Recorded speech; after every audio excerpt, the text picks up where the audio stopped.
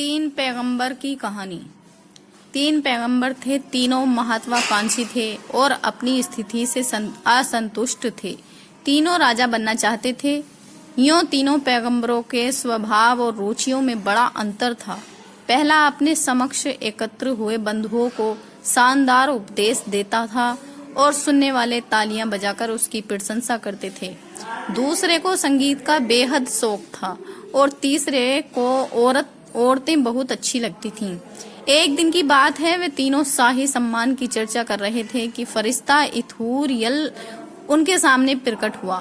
सृष्टि के संचालक ने मुझे आपके पास भेजा है। वह बोला, आप न केवल राजा ही बनेंगे बल्कि अपनी मुख्य रुचियों को भी निरंतर असंतुष्ट कर पाएंगे। इसके बाद फरिश्ते ने उन तीनों को क्रमशः मिस्र, फारस और भारत का राजा बना दिया। जो पैगंबर मिस्र का राजा बनाया गया था, उसने अपने शासन की बागडोर दरबारियों की सभा बुलाकर संभाली। इस सभा में 200 संत ही थे। उनके समक्ष उसने एक लंबा भाषण दिया। श्रोताओं ने जोर जोर से तालियां बजाकर प्रशंसा की और राजा उस प्रशंसा के नशे में चूर हो उठा। अन्य सभाओं में यही हुआ और जल्दी ही मिस्र के इस राजा की ख्याति संसार भर में फैल गई। फारस के पैगंबर राजा ने अपना शासन एक इतालवी ओपेरा से शुरू किया, जिसके कोरस में 1500 जनखें हैं। उनकी आवाज उसके कानों को बींध कर आत्मा तक जा पहुंची। फिर उसके बाद एक और ओपेरा हुआ और उसके बाद एक और।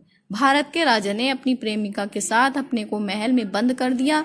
वह वासना में डूब गया और जब भी उसे अन्य दोनों पैगंबरों का ध्यान आता तो उसका हृदय उनके लिए दया से भर उठता। काश उन्होंने भी स्त्री सुख मांगा होता। अब हुआ यह कि कुछ ही दिनों में तीनों राजा अपने अपने काम से उब गए।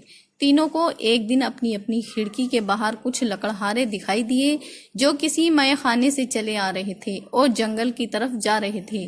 वे अपनी पत्नी प्रेमिकाओं की बाहों में बाहें डालकर चल रहे थे और बेहद खुश थे। तीनों राजाओं ने तब फरिश्ते इथूरियल को पुकारा और उससे गुजारिश करने लगे कि दुनिया के शासक से कहो कि वह हमें लकड़हारा बना दे। तो दोस्तों, आपको ये हमारी कहानी कैसी लगी? इसे लाइक करना और सब्सक्राइब करना। धन्यवाद।